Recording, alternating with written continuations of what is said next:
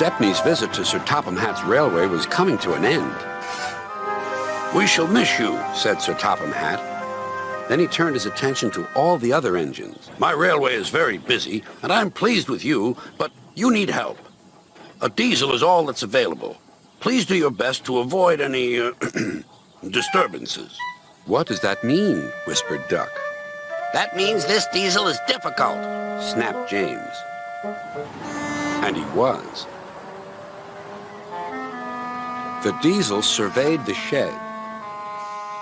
"Not bad. I've seen worse. At least you're all clean." The engines glared.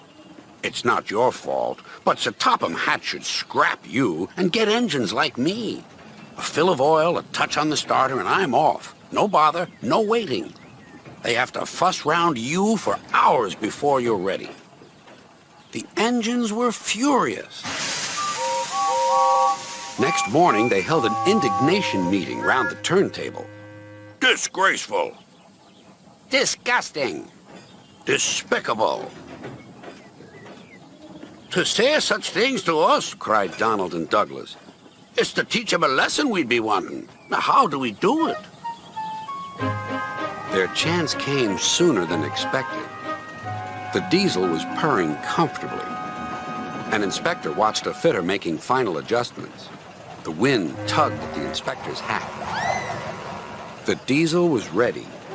"Look at me, Duck and Stepney. Now I'll show you something." He rolled proudly toward his coaches. Then it happened.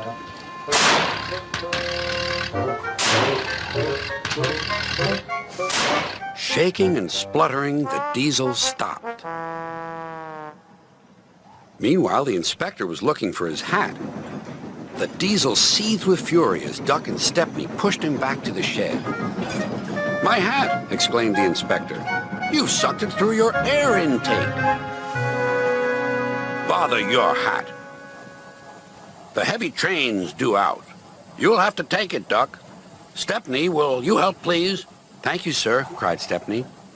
"I'd like a good long run on my last day." The engines were soon ready. "Gordon will take over from halfway, so get the train to there. Good luck." "Don't worry," smiled Stepney. "We'll get there, and be early, too." The cavalcade moved carefully over the rails and out to the open line. "Now for a sprint," puffed Stepney.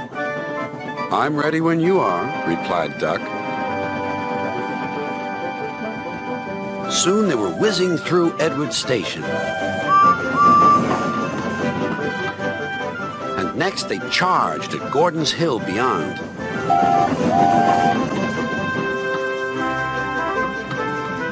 They felt the drag of the heavy coaches here. It was hard work.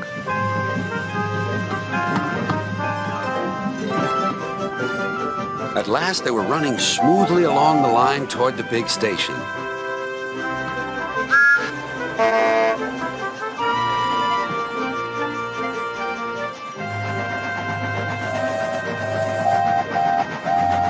"Hello, you're early," said Gordon. "That's one in the headlamp for old Diesel."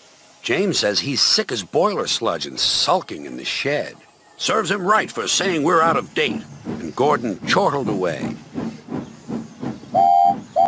Next day, everyone came to say goodbye to Stepney. "Come back and see us soon," whistled the engines. "And you are always welcome on my Bluebell Railway, too," replied Stepney. Then he puffed away. And what about Diesel? He'd slipped out while no one was looking. But he left two things behind: a rather nasty smell and a battered bowler hat.